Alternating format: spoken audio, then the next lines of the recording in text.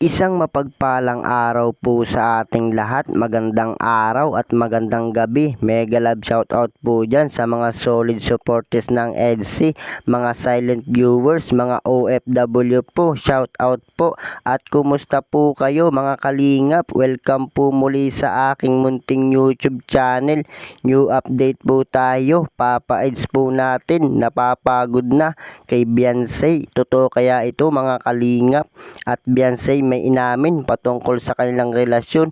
Yan po ang ating pag-uusapan ngayong gabi mga kalingap. At so ayun po, kung bago pa lang po kayo sa aking munting YouTube channel, palike, share, and subscribe na rin po at pakipindot na rin po ng notification bell para lagi po kayong updated sa aking video.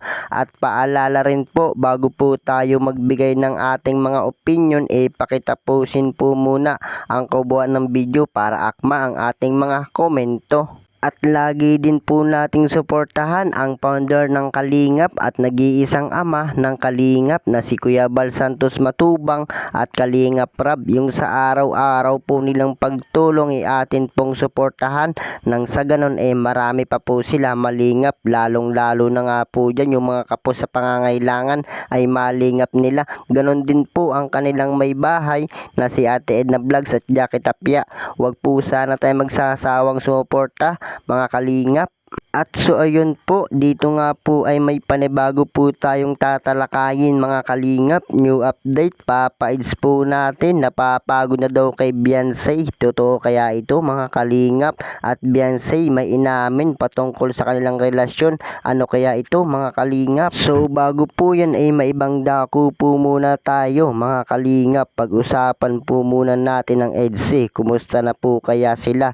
So alam naman po natin na minsan lang naman po natin makita sa vlog ni Kalingap Rab etong dalawa at talagang halos pinakaaabangan ng mga solid supporters ng EDC, lalo na nga po dyan yung mga silent viewers. Mga kalingap, Beyonce po pala natin medyo nahihirapan kung ano nga po yung kurso niyang kukunin. Siyempre mga kalingap, gusto nga po ni Beyonce na mag-nursing na lang.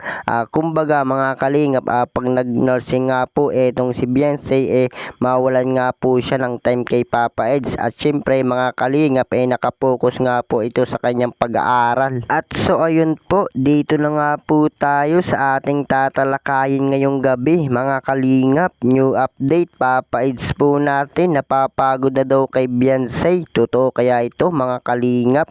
At Beyonce natin may inamin patungkol sa kanilang relasyon. So mga kalingap, hindi naman po mangyayari yung mga sinasabi nyo po patungkol nga po dito sa EDC. So alam naman po natin na kahit na marami nga po ang pinagdaanan ang EDC, kahit na binabas po sila mas tumitibay pa po yung kanilang relasyon, di ba mga kalingap? So wala po talagang magaganap at mangyayari na napapagod po itong si Papa Eds kay Beyonce. Kumbaga mga kalingap, alam naman po natin na kung gaano nga po ka-supportive na boyfriend itong si Papa Eds kay Beyonce, di ba mga kalingap? At so yung mga nagsasabi po ng ganyan dahilan lang po yan ng inggit at gusto nga lang pong siraan or buwagin ang EDC mga kalingap. So kung mapapansin nyo nga po habang tumatagal po ang EDC mas lalo pong tumitibay mga kalingap.